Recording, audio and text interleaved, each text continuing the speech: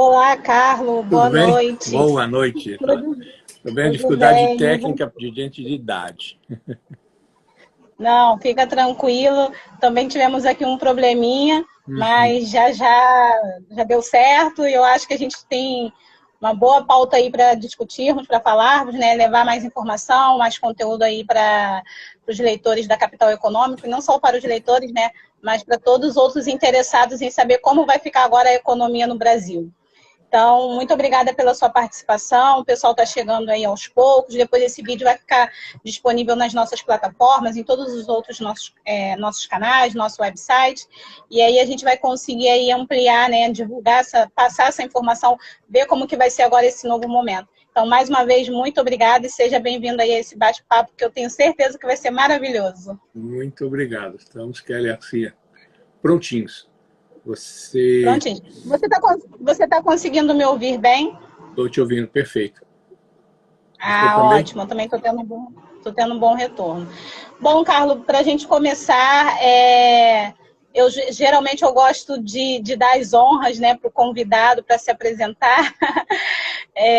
Eu tenho aqui um currículo maravilhoso e extenso, o seu currículo, mas fique à vontade para poder falar um pouquinho sobre você, para que o público o conheça melhor, falar um pouquinho sobre a sua atuação. Eu sou suspeita em falar, são 3 décadas aí, né, de mais de 3 décadas de muita experiência, né? Então, fique à vontade para se apresentar, por favor. Bom, boa noite. Em primeiro lugar, obrigado pelo convite. Meu nome é Carlos Barbieri. Eu me formei no Brasil em Economia, Administração e Direito. Tive a oportunidade de estudar em várias universidades aí, o Mackenzie, a USP, Brasília, Getúlio Vargas, etc. Aqui nos Estados Unidos também tive uma oportunidade de estudar bastante, fiz alguns cursos em Harvard, MIT, na Universidade de Chicago e agora, recentemente, tirei um mestrado em Direito Internacional. Mas essa é a parte acadêmica, o que vale na vida eu acho que é a parte prática, né? Nós temos, assim, essa nossa empresa tem 48 anos de vida, nós sempre fizemos a internacionalização de empresas aí no Brasil. Nossos principais clientes eram as empresas americanas, normalmente, a General Electric, a Kodak, na época, né, a Cummins, etc. E aqui nos Estados Unidos, o que a gente faz, e onde a gente atua mais, é na internacionalização das pessoas e das empresas que vêm de fora aqui para os Estados Unidos. Nossa empresa é a maior empresa de consultoria de língua portuguesa no hemisfério norte. Particularmente nos Estados Unidos, a gente tem atendido muita gente. E aí, mas o que eu mais gosto mesmo é analisar a economia e a política para quem vem de fora, saber as influências das decisões aqui, no caso, particularmente, o que isso influencia o Brasil. Que é todo um começo, né? A gente precisa primeiro estar antenado em todo contexto sociopolítico para só então tomar as decisões, seja em qualquer área de negócio, né? Desde o pequeno negócio até o grande negócio, né? Carlos, eu vou precisar conectar o fone aqui só um instantinho, porque eu não estou conseguindo. Eu estou conseguindo te ouvir, mas eu acho que eu já estou ficando meio surda. Só um momento, por favor.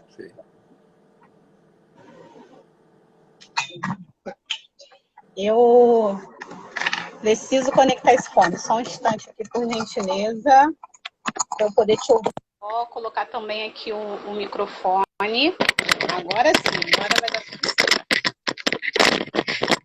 Ó, maravilha. Perfeito.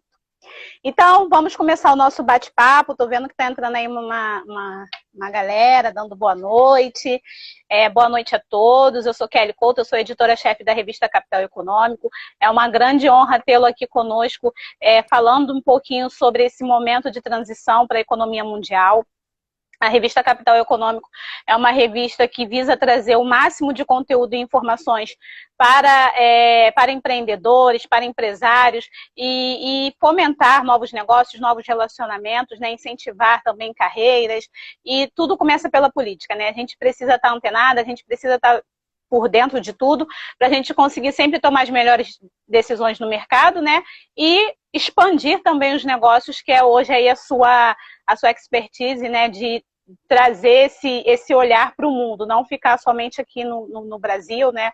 Ou no seu país, no país escolhido. Então, mais uma vez, eu super te agradeço por ter disponibilizado o seu tempo para falar um pouquinho aí desse cenário.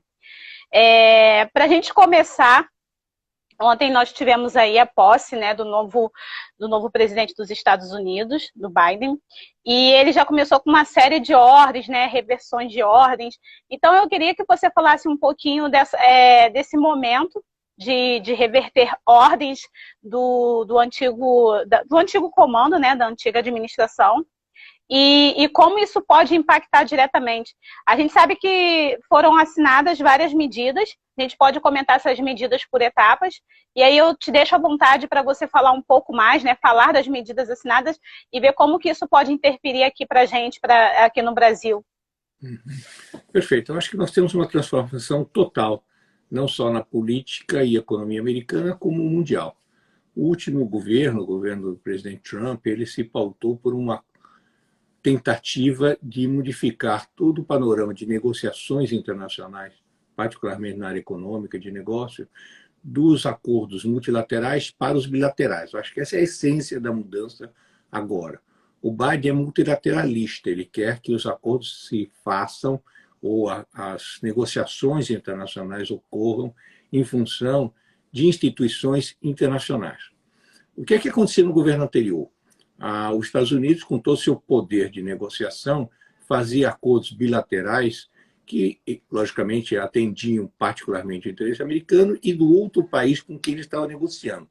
Então, com isso, ele fez acordos com o Japão, com a Coreia, com a Colômbia, e estava quase na bica de fazer com o Brasil. Bom, a postura do Biden é de reforçar as instituições internacionais. Então, a partir daí, ontem, você já viu nas medidas executivas, ele readeriu ao Pacto de Paris, readeriu à Organização Internacional de Saúde e estará seguramente, com muita brevidade, tratando de trazer para as negociações a Organização Mundial do Comércio, que durante os anos do governo, no final do governo Obama e no governo Trump, ficou praticamente paralisada a entidade, porque não tinha o apoio americano para ela se desenvolver. Isso significa uma mudança radical. Por um lado, os Estados Unidos está abrindo mão de certas formas de pressão que o Trump colocou, e com isso ele hostilizou a União Europeia, por exemplo, no que diz respeito ao acordo da OTAN, da NATO, como a gente chama no Brasil, em que o Trump negociou com os outros países, como ele negocia com a empresa dele, certo? Olha, vocês têm que colocar 4% do PIB na defesa, se vocês não colocarem, os Estados Unidos saem fora da OTAN. Aí todo mundo correu para colocar o dinheiro, porque todo mundo estava naquela zona de conforto, eu não coloco, mas os Estados Unidos têm dinheiro, eles colocam, certo? Mas a maneira pela qual o Trump fez isso, logicamente, criou uma instabilidade na relação com os Estados Unidos.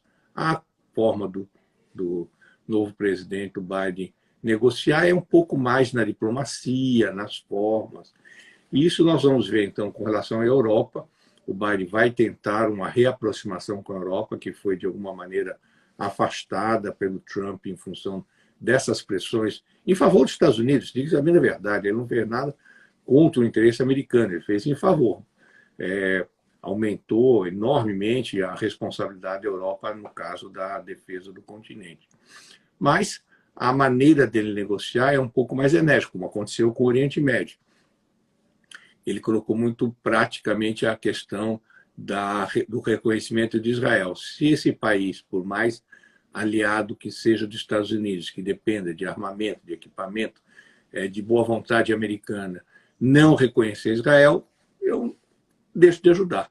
E com isso você viu, no ano passado, né, há vários países árabes reconhecendo Israel, estabelecendo relações diplomáticas e, desta forma, dando um movimento de paz no Oriente Médio, separando aqueles países que são hostis aos Estados Unidos e a Israel daqueles que são favoráveis a uma maior relação do mundo muçulmano com o Ocidente.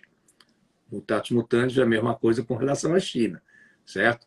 E o Biden vai tentar uma reaproximação com a China, buscando uma forma amistosa de negociação. O Trump, ele sempre coloca, como a gente fala, o bode na sala, certo? Então, bom, se a China não diminuir o seu superávit na balança comercial, efetivamente os Estados Unidos vai começar a impor sanções. Lembremos que os Estados Unidos é um país que importa 3,2 trilhões de dólares e tem um déficit na sua balança comercial da ordem de 800 bilhões de dólares. E desses 800, 400 quase vêm da China. Então, qual era a posição do governo Trump? Olha, eu vou colocar 35% a mais de tarifa em todos os produtos chineses. Se vocês não comprarem um mínimo de 160 milhões em produtos agrícolas, não tem negócio. 160 bilhões, perdão. O Biden, ele é mais amistoso, é mais simpático. Ele não pode deixar de reconhecer de que a China é o grande competidor internacional dos Estados Unidos. A China, em 2025, ela assume praticamente o controle do comércio mundial através da logística. A China, todas as ferrovias e portos da África pertencem à China. No Brasil mesmo, quantas ferrovias e portos já pertencem à China. Na Europa, eles fizeram a rota da seda para dominar o transporte e a logística entre a Europa e a Ásia. E o Canal do Panamá, que é a única via econômica para fazer transporte de mercadoria entre o Atlântico e o Pacífico, as duas entradas pertencem a empresas chinesas controladas pelo Partido Comunista. Ou seja, em 2025, quem não negociar com a China não transporta a sua mercadoria para qualquer lugar do mundo. Isso não faz negócios, né? Não faz negócio. Ou faz negócios que favoreçam a China. Então, são essas questões estratégicas que eu, logicamente, quero ver o sucesso do governo Biden em conseguir manter o interesse americano numa forma mais diplomática e mais simpática, porque, convenhamos, o Trump, se fosse participar de um concurso de Miss Simpatia, ele nem conseguia entrar no concurso, né? E se entrasse, pegaria o último lugar. O Biden já é uma pessoa mais amistosa, é um raposão da política, ele tem quase 50 anos de política, então é provável que ele consiga levar o mesmo interesse americano, que foi a marca do governo Trump, já de uma maneira mais simpática, mais amistosa. Ele entra com um discurso de conciliação. E aí eu acho, Kelly, que é a grande parte do desafio do governo Biden. O Biden foi eleito numa campanha do contra, ou seja, da mesma maneira que o presidente do Brasil, este último, se elegeu na luta contra a corrupção ou contra a esquerdização, mas não tinha um programa de governo propriamente, o Partido Democrata se elegeu numa posição igual, porque era a única maneira de trazer para dentro da coalizão do Partido Democrata as diversas linhas, desde o mais conservador até o mais à esquerda, desde o mais corrupto até o mais defensor da idoneidade.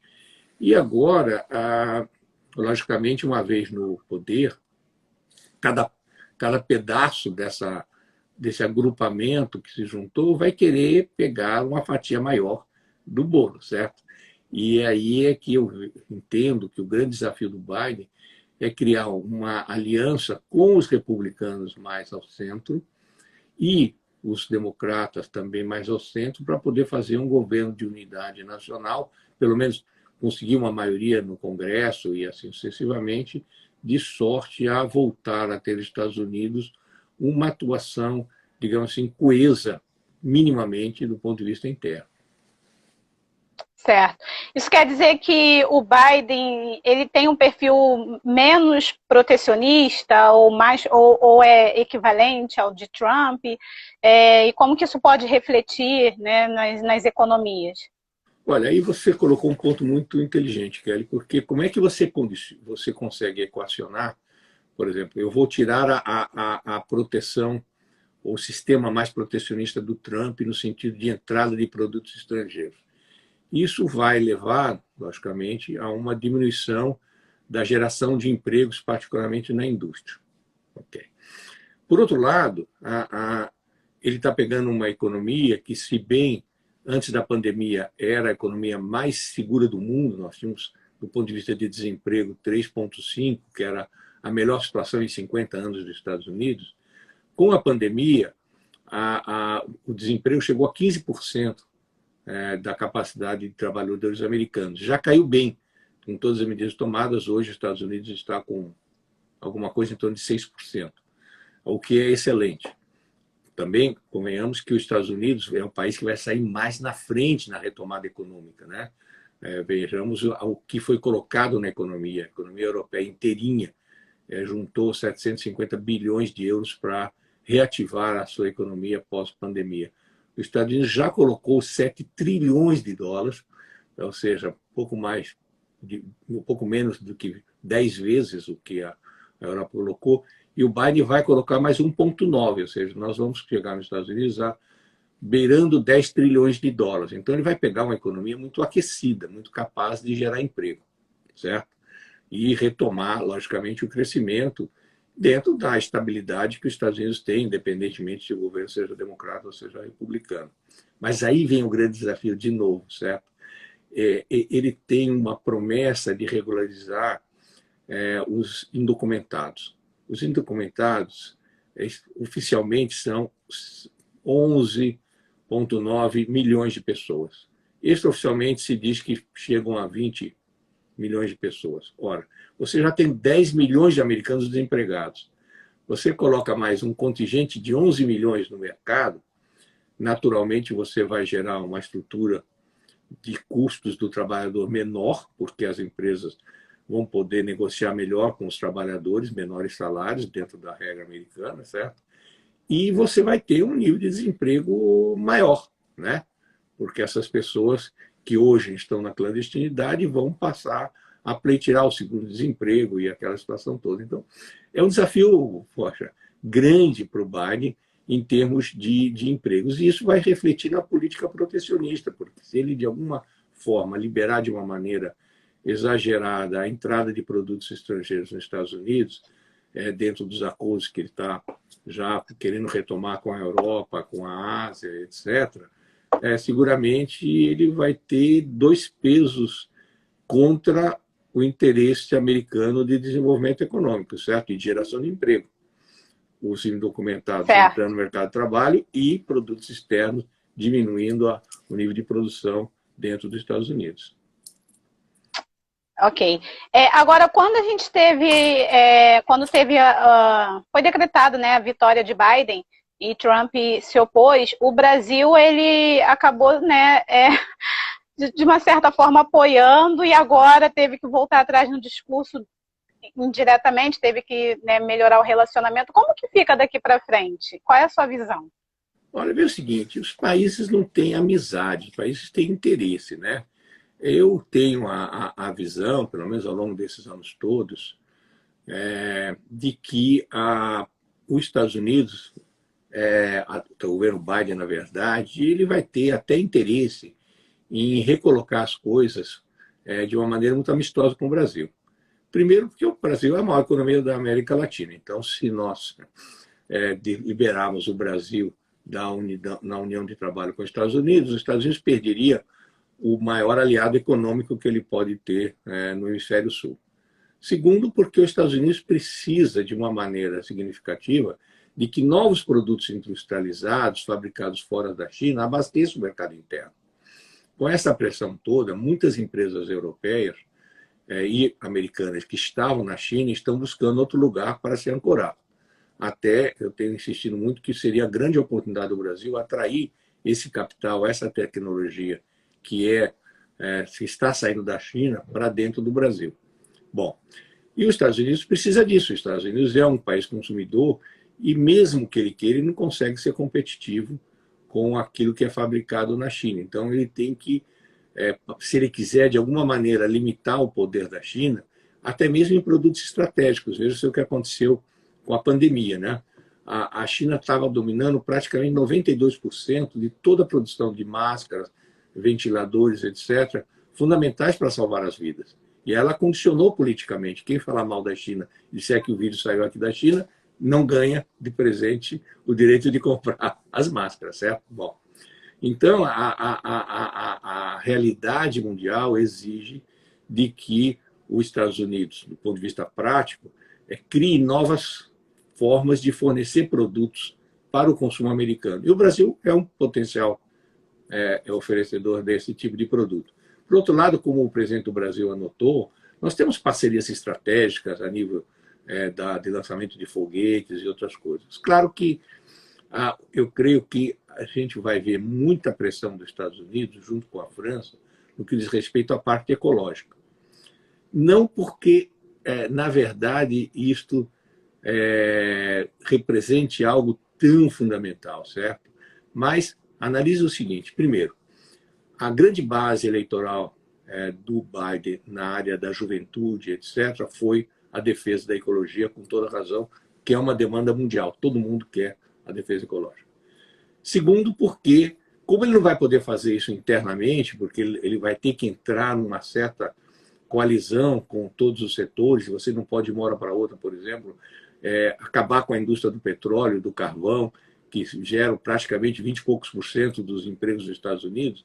E se ele for ser cauteloso nos Estados Unidos, ele tem que atender à demanda daqueles que votaram nele, nem que seja sendo pirotécnico contra o Brasil, alguma coisa nesse sentido.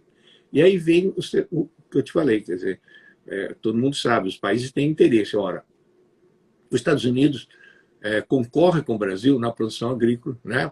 A gente é um grande produtor de soja, um grande produtor de milho, um grande produtor de uma série de produtos que o Brasil também quer produzir e exportar. E o único país que rivaliza com os Estados Unidos em produtividade, em custo, é o Brasil, né? Nem a Argentina, nem nenhum país africano consegue concorrer. Ora, se os Estados Unidos, através de todo um arrazoado de preservação ecológica, conseguir alguma forma de pressionar o Brasil para não exportar, deixando mais espaço para a produção agrícola americana, é natural que ele vai usar, e nisso ele vai se aliar à França, que é o grande empecilho de qualquer relação diplomática melhor entre o Brasil e a França. Não é a troca de farpas, nada disso. É a incapacidade do minifúndio francês competir em qualidade e custo com os produtos da Argentina e do Brasil. Né? Se a França for produzir soja lá, ela seguramente, como ela já faz hoje, ela tem que colocar um monte de subsídio. Olha, você imagine, chegando a essa quantidade enorme, se fosse assinado o acordo do Mercosul para valer, certo? Foi só mais ou menos uma cena para francês ver, certo? Então, se sai um acordo desse, a França quebra. Né? A França não tem capacidade, o Tesouro francês não tem condições de segurar os recursos, de ter esse recurso suficiente para evitar uma quebra do sistema em função dela dar ao agricultor francês o subsídio. Então, esse acordo do Mercosul com a União Europeia não vai sair nunca, porque sempre a França vai vetar, e não porque ela discorde, porque ela não pode. É uma incapacidade financeira de subsidiar a agricultura dela. Ora, nesse ponto, você vai ver uma união, ficando sempre em termos econômicos, eu prefiro não entrar muito na política, certo? Em termos econômicos, vai haver uma grande aliança entre a França e os Estados Unidos para tirar um incômodo que é o Brasil, com a sua produção agrícola a custo extremamente competitivo, certo? E com a sua capacidade de colocar esse produto a nível internacional, certo? Então, isso é uma variação que nós, do Brasil, em termos, assim, principalmente da política agrícola, vamos ter que ver. Por outro lado, quero ver o seguinte, só terminando essa parte agrícola, certo? O que acontece? Os Estados Unidos vai voltar a exportar para a China, com mais intensidade. E a China vai diminuir os impostos que ela está taxando a importação agrícola americana. O que aconteceu o ano passado? Por que nossos fazendeiros estão rindo sozinhos, certo? Porque quando é formado o preço da commodity, a China computava no preço os Estados Unidos mais os impostos. Então, ela podia comprar um pouco. O exportador brasileiro ele passou a ganhar, no seu preço, o valor do imposto que a China colocou no produto americano. Se esses impostos baixam, baixa o preço de compra da China. E, com isso, a commodity soja Brasil poderá perder o valor. Entendi. Ou seja, dentro desse contexto todo, existe algum risco dos produtos agropecuários brasileiros perderem um prestígio internacional ou a briga ainda continua ali na linha de frente? Não, a vida continua. Vai depender da habilidade do nosso governo e principalmente do nosso produtor rural. Veja um exemplo que é importante. Quando os Estados Unidos pressionou de uma maneira indigesta o Brasil a liberar a entrada do etanol americano no Brasil, praticamente não houve nenhuma reação inteligente brasileira, certo? Por quê? O etanol americano é fabricado pelo milho, certo? É 100% milho, não tem produção de açúcar. O etanol brasileiro é feito na cana-de-açúcar. O que é que seria a medida de interesse para o Brasil? Você fala, ok, eu deixo entrar o etanol sem tarifa, mas você me aumenta a cota de exportação de açúcar para os Estados Unidos sem tarifa, porque hoje nós temos uma cota com tarifa e uma cota sem tarifa. Ora, como o produtor do milho já estava atendido pelo governo americano, pelo Trump, na exportação para a China, que era obrigatória, certo? Bom, seria uma grande oportunidade de não liberarmos essa importação do etanol ou negociarmos a exportação do açúcar, porque nosso setor açucareiro ele pode purificar, ele pode fazer açúcar como ele pode fazer etanol, certo? Então, aí que eu digo que falta um pouco de habilidade e principalmente de participação do setor privado. O setor privado ele tem que atuar como o setor privado do mundo inteiro atua aqui nos Estados Unidos. Ele faz lobby, ele vai ao Congresso, vamos pegar o exemplo do açúcar, ele vai às indústrias que consomem o açúcar, ele pleiteia que elas juntem-se ao Brasil para evitar que tenhamos grande taxação, porque isso vai baixar o custo da produção de doces e outros produtos aqui. Enfim, nós temos que entrar no jogo da negociação mundial, não apenas do governo, mas principalmente do setor privado, que não adianta deixar na mão do governo, porque, na verdade, o governo não tem capacidade, não tem liberdade e, muitas vezes, não tem competência para negociar junto à base da economia, que são os industriais americanos, nesse caso, que consomem o açúcar. É verdade. Carlos, falando agora também um pouquinho, já que a gente ainda está nesse cenário de produto agrícola, falando um pouquinho agora sobre Paris, né? Sobre o acordo lá de Paris, que agora Biden retomou com o acordo de Paris. Como que isso pode refletir na economia brasileira, essa retomada? Olha, essa retomada é um alerta. O Brasil tomou uma posição completamente fora da realidade mundial, contestando o Acordo de Paris, ou pelo menos não participando ativamente, muito mais no sentido folclórico emocional do que de fato, certo? O Brasil tem que realmente entrar de uma forma enérgica nisso. O Acordo de Paris é uma necessidade mundial, é um pleito do mundo inteiro, certo? A nossa juventude aí, como os nossos empresários, todo mundo quer que nós diminuamos todas essas emissões de gases que prejudicam. Então, o Brasil tem que reformar não só a forma, mas principalmente a maneira de comunicar o fato. Não adianta o vice-presidente da República ir para o Amazonas, tomar medidas maravilhosas, ir lá, levar todos os embaixadores dos países europeus para verem o que está sendo feito, se a nossa capacidade de comunicação desse fato, tanto junto à própria opinião pública brasileira como mundial, não é exercido. Eu sei mais do que o Brasil está fazendo a favor da ecologia aqui nos Estados Unidos, eu acho, do que o próprio brasileiro sabe aí, e menos ainda o europeu. Verdade. Falando agora também, essa questão do Acordo de Paris, né, a questão de você ter esse cuidado com o meio ambiente, e agora a gente, com essa retomada, realmente precisa o Brasil ter um olhar agora mais delicado, mais apurado, para a gente conseguir aí, conquistar ótimos relacionamentos internacionais. Falando também de uma outra medida de Biden, a questão da imigração, né? O que você pontua em relação a essa retomada de relacionamento com imigrantes e, novamente, voltando sempre ao ponto principal, que é o Brasil, né? Como que isso vai repercutir aqui, como que essas relações elas vão se fortalecer ou se vão se romper. Então, deixa a sua visão, por favor. Bom, a questão migratória americana, a despeito de tudo que foi dito, não vai haver uma grande mudança, certo? O Biden já avisou que essas caravanas que já estavam saindo para cobrar o que ele disse que é abrir as fronteiras, ele já falou, por favor, não deixe esse pessoal entrar aqui que eu não tenho capacidade de receber. Porque essa, digamos assim, essa invasão, ela iria criar um nível de hostilidade com o governo Biden extremo.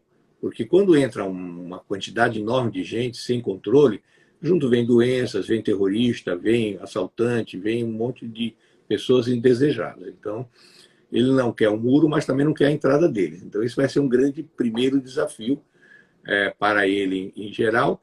E os brasileiros que vêm nestas imigrações clandestinas via México são muito poucos, em geral, proporcionalmente com os mexicanos e outras nações, certo?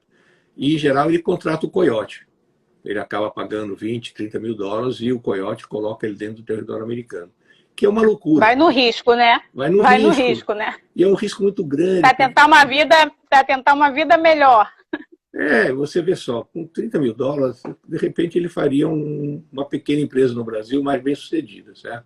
Mas ele vem, você sabe que todas as mulheres têm que ceder aos instintos dos coiotes para poderem sobreviver.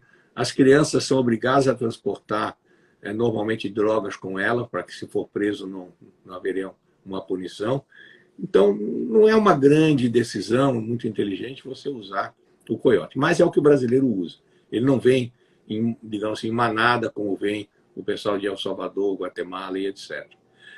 Do ponto de vista da ida do Brasil para os Estados Unidos, dentro do sistema normal, que seria pegar um avião e chegar aqui, as portas estão, digamos assim, dependendo da boa vontade do Biden de seguir com a ordem que o Trump deixou assinada para no dia 26 serem liberadas as idas de aviões com turistas do mundo inteiro, inclusive do Brasil, para os Estados Unidos. Aparentemente, o Biden vai suspender essa ordem executiva, de maneira que ainda o brasileiro não poderá vir para cá formalmente, a não ser em caso de emergência, etc. Mas vai acabar liberando, quer dizer, o mundo inteiro vai entrar naquele sistema de ou você toma vacina ou você prova que 3 dias antes de você embarcar, você não está com o vírus e assim sucessivamente. O grande problema do brasileiro com esse fechamento de fronteira é o brasileiro de classe média que economizou os recursos e investiu em atividades americanas que ele não está podendo controlar, particularmente no setor imobiliário. Ele comprou casas de férias em Orlando, né? Exatamente. Tem milhares de casas lá. Exatamente. Contando de que o mortgage, ou seja, o empréstimo hipotecário, que estaria sendo, de alguma forma, tendo que ser pago mensalmente em dólar, ele não teria problema, que quem pagaria esse empréstimo seria o locador da casa, e para ele não estaria ganhando dinheiro, mas ele estaria com uma casa de graça, digamos assim, uma vez por ano, certo? Para ficar um mês, o que for. O que aconteceu agora? As casas ficaram vazias desde abril, as prestações continuaram vencendo. Hoje ele não consegue nem vir para vender a casa, ele está tendo que aceitar negociações, às vezes não tão justas com ele, certo? Então, a liberação da ida para o Brasil, e o governo da Flórida está pressionando muito isso, porque o estado americano mais prejudicado com a suspensão dos voos dos brasileiros para os Estados Unidos foi a Flórida. A Flórida abastecia com 1.600.000, se abastecia com 1.600.000 pessoas vindas do Brasil. Segundo o ex-governador Rick Scott nos comentou num jantar na casa dele, cerca de 320 mil empregos são gerados pelos turistas brasileiros por ano, só os turistas, fora a questão das casas, etc. E isso, logicamente, atinge principalmente uma região, que é a região de Orlando, certo? Ela está sendo prejudicada. E o brasileiro, logicamente, ele precisa vir, ele quer vir, ele está acostumado a vir, certo? Outras alternativas haverão. Eu já hoje tive até reunião com investidores que querem criar um novo sistema de turismo aqui, através desses carros, né, tipo motorhome, né, que eles vão viajando, etc. Enfim, o brasileiro acaba encontrando uma maneira de participar do mercado turístico desde que ele possa vir, né? Então, isso está Com certeza. prejudicando muito e a gente tem que entender que há outros segmentos também prejudicados com esse fechamento, como, por exemplo, a área de estudo, de pesquisa, né? Os Estados Unidos ainda é o maior centro de pesquisa mundial, quer dizer, na medida em que você não traga novos contingentes de brasileiros para estudar dentro das universidades americanas, nós estamos atrasando o desenvolvimento da própria ciência brasileira, certo? Então, eu quero crer que nós teremos uma mudança. Dentro da sua pergunta fundamental, bom, o que vai acontecer em termos de imigração legal? Bom, a imigração legal de investidores, que é o famoso visto EB5 e E2, o EB5 para pessoas que querem tirar o Green Card, que hoje são US$ 900 mil, está havendo uma demanda danada. Eu não sei se é a perda de confiança na economia futura brasileira, mas, como diria um senhor que já esteve detido aí no Brasil, nunca antes da história do Brasil nós vimos tantos brasileiros buscando ter o Green Card, acreditando na economia americana, querendo dar uma segurança para a família, num país mais tranquilo, o estudo para os filhos, etc. Então, e esse visto não foi de maneira nenhuma prejudicado durante o governo Trump e não será no governo do Biden. O que vai acontecer nesse visto que é importante? O Biden tem um compromisso muito sério com a China, né? Nós sabemos disso, isso não é só propaganda, certo? Ora, ele já está com uma ordem, uma decisão do Congresso americano, em vista de ser mandada à mesa dele, de que esses vistos que antes eram por cota, então, por exemplo, a China tinha direito a 700 vistos por ano de EB5.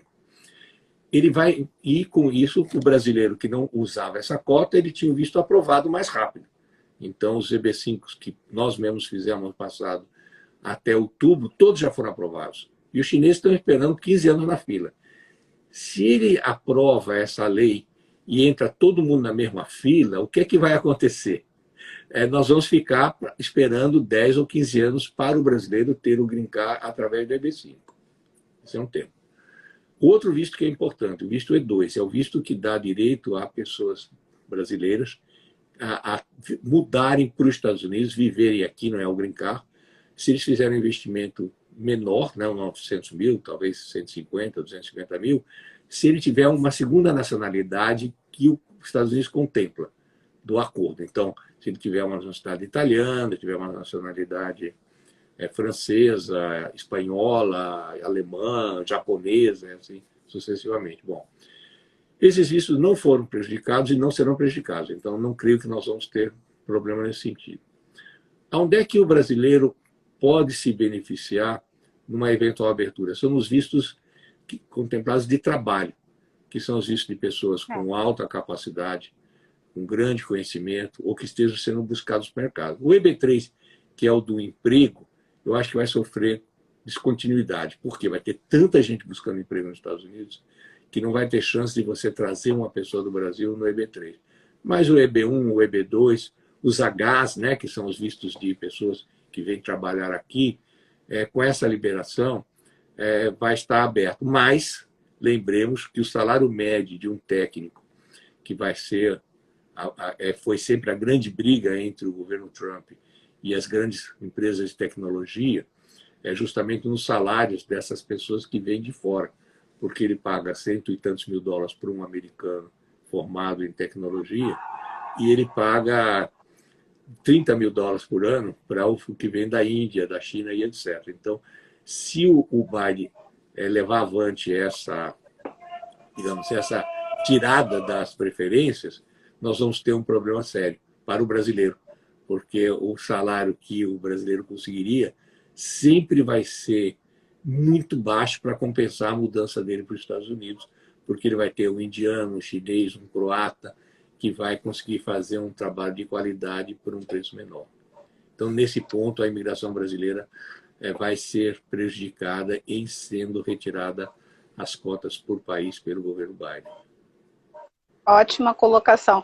Você tocou num ponto muito importante em relação a investimento em patrimônio, nos Estados Unidos, em casa de férias, né? Uhum. E eu pude observar esse movimento no mercado, muitos investidores se atentando mais para o mercado imobiliário. Então, assim, que a gente. Nosso tempo, infelizmente, do Instagram é um tempo muito curto, que o bate-papo aqui está perfeito, está maravilhoso. Por mim, eu ficaria aqui tirando dúvidas com você infinitamente. Obrigado. Mas, assim, o que você aconselharia em relação a quem deseja investir, né? Investir fora, esse processo de internacionalização? Quais são os níveis de dificuldade? Por exemplo, tem muitas empresas, Carlos, que por serem pequenas, elas não acreditam que tem o mesmo potencial de uma empresa grande de talvez entrar num processo de internacionalização, talvez fazer essa parte de relacionamento, né, com o comércio exterior. Acredita que tenha muitas medidas que sejam burocráticas. Então, qual tipo de conselho, qual é o melhor cenário hoje para quem quer fazer, para quem realmente quer começar 2021 com novas perspectivas? Vamos separar duas coisas, que eu acho que você tocou um ponto fundamental. As empresas que querem internacionalizar-se, elas têm que entender que o mercado americano é maravilhoso, como eu falei, é um mercado de 21 trilhões de dólares, certo? Então é um mercado lindo, mas ela vai entrar numa disputa em que ela tem que pensar como americano. Vir para os Estados Unidos pensando apenas na comunidade brasileira como comprador dos seus produtos, ou para fabricar mesmo aqui para a comunidade, não faz nenhum sentido. E não é uma realidade que a pequena e média empresa não tem acesso a esse mercado. Muito pelo contrário. Veja você no sentido inverso. 93% da exportação da Flórida é feito por pequena e média empresa. Certo? Então, a característica americana não é a General Electric, certo? A característica americana é o mamas and papas, é aquela pequena indústria, aquela pequena fábrica, aquela pequena loja, e assim sucessivamente. Então, não há temor de vir, desde que ele tenha, logicamente, o básico. Segundo, ele vai ter várias formas de colocar o seu negócio aqui nos Estados Unidos, não apenas o seu produto. Ele pode transferir o crédito que ele tem do Brasil para cá, é uma coisa que a gente tem feito com regularidade. Ele pode conseguir, ao longo do tempo, crédito no território americano, através da Small Business Administration, que garante 75% até dos empréstimos que ele faça junto aos bancos para desenvolver o seu negócio, certo? E ele tem, logicamente, a possibilidade de parcerias. Então, eu realmente estimulo as pessoas a pensarem e se internacionalizar, e eu digo mais, não apenas em vinda aos Estados Unidos, mas utilizando as vantagens que os Estados Unidos abrem. Os Estados Unidos têm mais de 2.000 formas de apoiar o investimento estrangeiro aqui, muito mais que o Brasil e qualquer outro país do mundo. Então, há um interesse de atração de capital, de pessoas, geradores de emprego, geradores de exportação. Então, se a empresa vem para cá e transforma os Estados Unidos nessa base exportadora, é o melhor negócio do mundo. Porque ele vai ter um monte de incentivo, ele vai ter um monte de aberturas e vai ter o apoio do governo americano para exportar. Isso é um lado. O outro lado importante é o investimento. Não, eu não quero produzir nos Estados Unidos, eu quero investir em dólar porque eu quero ter uma receita em dólar. Isso é uma coisa que o brasileiro está se dando conta que a rentabilidade da aplicação financeira nos Estados Unidos é muito maior em dólar do que no Brasil. Você vê, por exemplo, no Brasil, para você pegar um certificado de depósito de 4% é difícil. Aqui, nós mesmo conseguimos esse ano um certificado de depósito a 7%. E aí vem a parte mais linda. Os Estados Unidos é um país que faz operações estruturadas, ou seja, não estamos falando daquela construtora. Operação estruturada de verdade. Imagina o seguinte, Kelly. Você tem $1 milhão. Você pega e aplica e tem um certificado de depósito de um Citibank a 7%.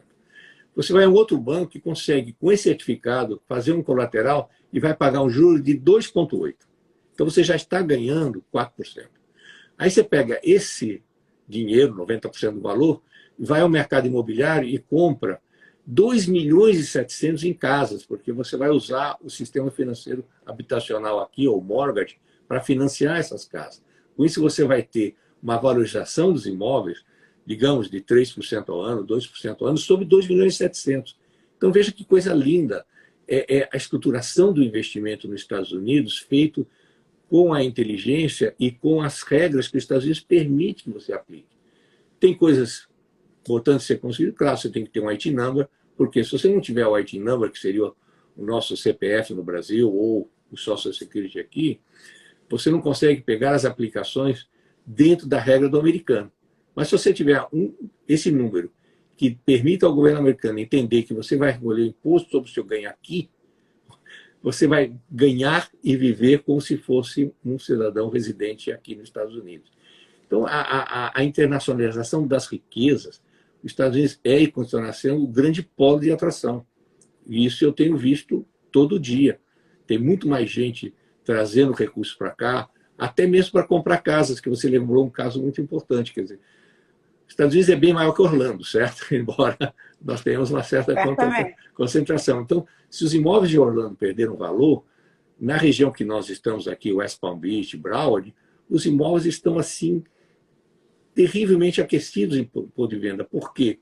Porque você tem todo o norte dos Estados Unidos fugindo de Nova York por conta daquela loucura lá, certo? E dos impostos de Nova York, que são 13% a mais do que aqui na Flórida, certo? Todo um povo da Califórnia fugindo de lá porque é um governo que taxa muito e oferece pouco, né?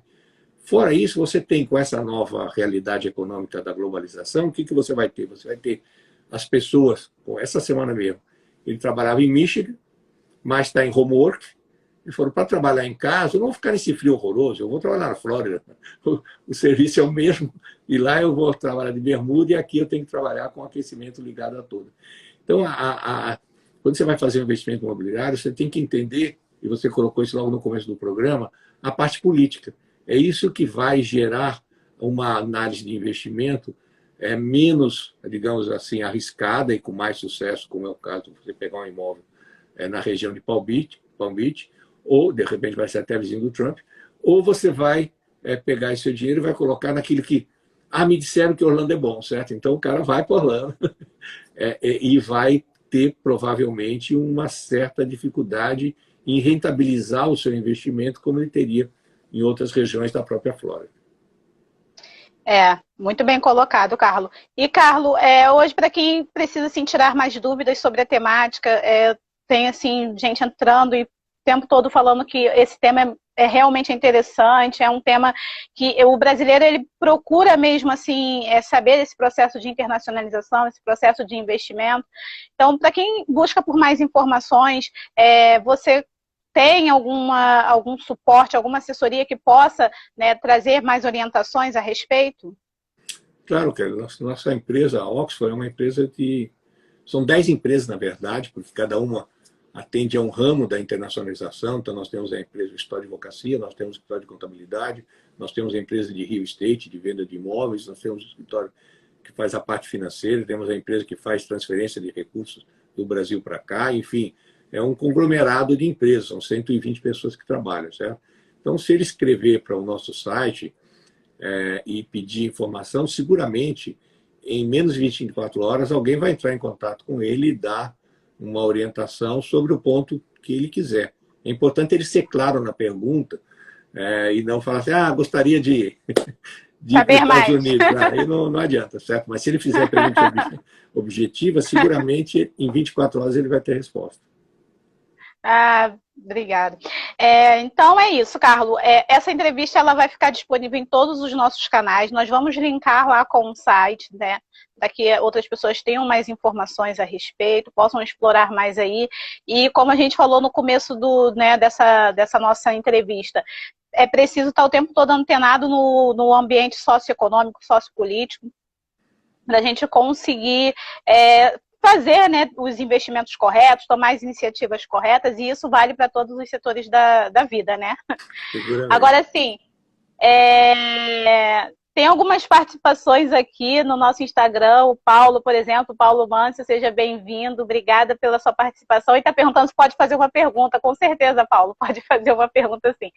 Essas dúvidas a gente vai deixar lá disponível no nosso canal também posteriormente, para que todo mundo consiga tirar todas as dúvidas, tá, gente? E saber um pouco mais, se aprofundar, e o Carlos também está aí para ajudar nesse processo. Mas Paulo tem uma pergunta, pode deixar aqui sua pergunta, porque ainda nós temos mais 6 minutinhos para encerrar aqui a nossa entrevista. E, Carlos, aqui no Brasil, vocês, enquanto o Paulo está preparando a pergunta, aqui no Brasil tem alguma assessoria também que representa o grupo de vocês aí fora, ou não? É só diretamente aí nos Estados Unidos? Nós temos no Brasil o sistema de licenciados, ou seja, tem alguns escritórios de advocacia, algumas empresas de contabilidade, em várias cidades que têm o direito de falar em nome da Oxford, certo? Então, até quem tiver interesse nisso, é só se comunicar e a gente vai estudar a possibilidade de dar um licenciamento para a pessoa. Mas, em geral, Perfeito. o ideal é ele fazer contato conosco se ele não conhecer algum licenciado.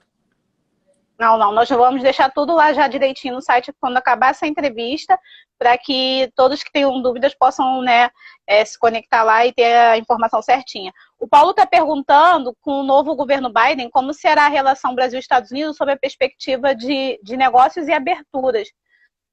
Você tem como pincelar um pouco sobre essa parte de negócios e abertura, que o nosso tempinho também está se esgotando.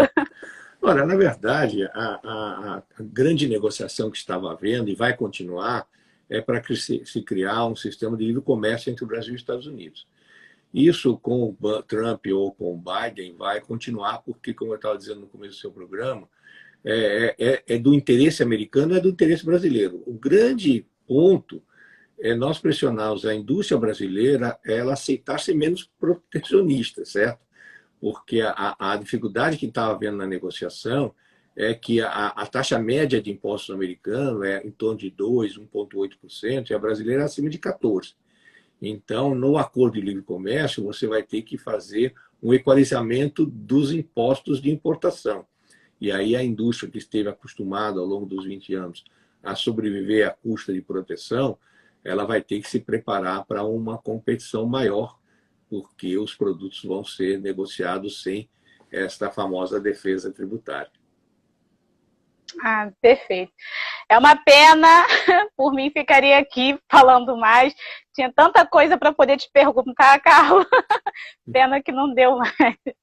Mas muito obrigada pela sua participação.